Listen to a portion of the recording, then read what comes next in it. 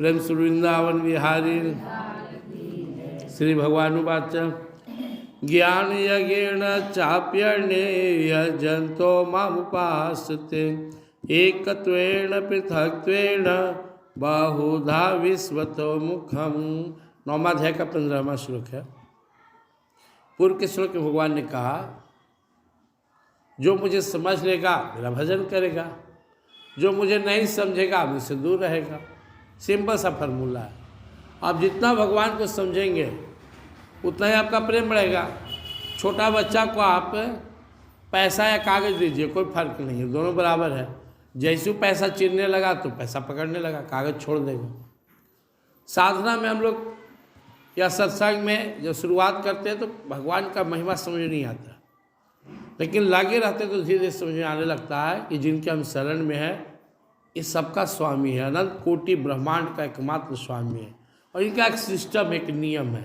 अगर हम इनके शरण में रहें और इनके मर्यादा का पालन करें, इनसे प्रेम करें तो बेड़ा पार हो जाएगा। तो उसी पर भगवान फोकस किए थे कि जो मुझे भगवान नहीं मानता, मनुष्य समझता हो क्या भजन करेगा, उसका तो पता नहीं होना है। अब जानती माँ मूढ़ा मानसिन तनुमाश्रितम परम भाव जानतु मम भूतम महेश्वर। मैं समस्त ब्रह्मांड का स्वामी और ढेर मुझे मनुष्य समझ के मेरा भजन नहीं करता। लेकिन जो मुझे समझता है, महात्मा नस्तु माम पार्थ देवी प्रकृति माश्रिता भजन्ति अनन्यो मनसो ज्ञात्वा भूता धिमव्यम।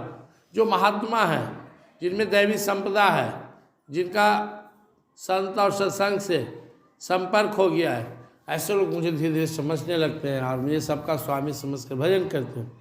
सततम कीर्त्यंतो मामेतंत सदृढ़ता नमस्यंत माम भक्त्या नित्युक्ता उपासते। वो लगातार भजन करते हैं, छोड़ छोड़ के नहीं। लग गए तो लग गए, जब तक मैं मिल न जाऊँ मुझ में लगे रहते हैं हमेशा, हर पल हर समय। अब हर पल हर समय भगवान को कैसे याद करेंगे?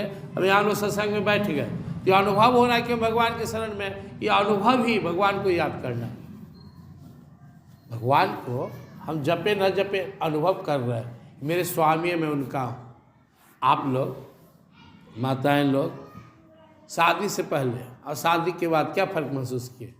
शादी होने के बाद दोबारा कभी प्रैक्टिस नहीं करना पड़ा कि मैं शादीशुदा हूँ। एक बार मांग में सिंदूर पड़ा, हिंदू धर्म में सिंदूर पड़ता है, तो आपको बैठ गया। कोई रात में भी एक बैग उठा के पूछे कि कुमारी है कि शादीशुदा? अरे मैं शादीशुदा हूँ, बैठ गया मन में।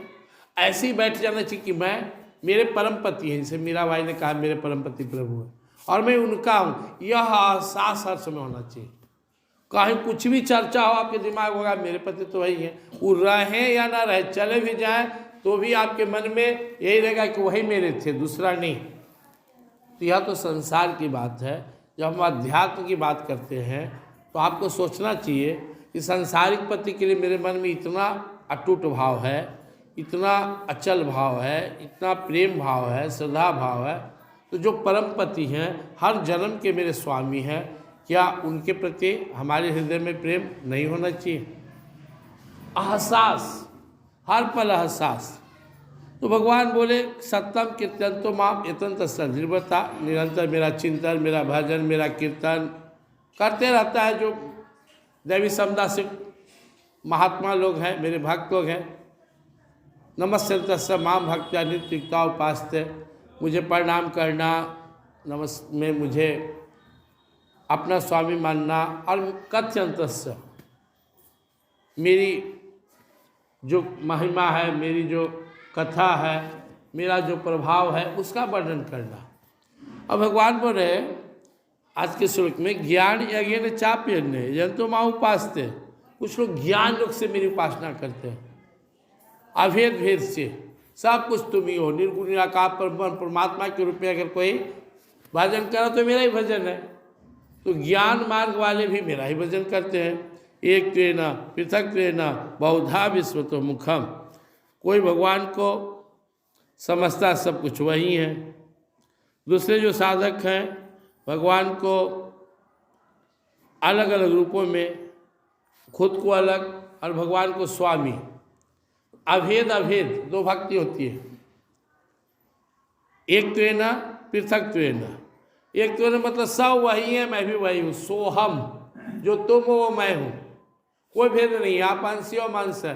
अब सागर हो हम बूंद हैं, अब धधकता अग्नि हो मैं उसका एक छोटा सा चिंगारी हूँ। तो अपने को परमात्मा मैं मानकर परमात्मा का ध्यान करना और उनको प्राप्त हो जाना, यह हुआ एक त्रेण। पृथक त्रेण मतलब आप अलग हो मैं अलग हूँ, आप स्वामी हो मैं सेवक हूँ, आप पिता हो मैं पुत्र हूँ, आप मेरे परम मित्र हो मैं आपका मित्र हूँ। तो यह होता है भक्ति, भेद भक्ति। इस तरह बहुत तरह का भक्ति है। और बहुधा विश्वतोमुखम, मेरे विराट स्वरूप यानी संसार को मेरा विराट रूप मानकर ही कोई मेरा भजन करते हैं। ये सारा ब्रह्मांड भगवान की है, चलो सबका भला हो, सबका सेवा करो, जितना बने सबके लिए सोचो।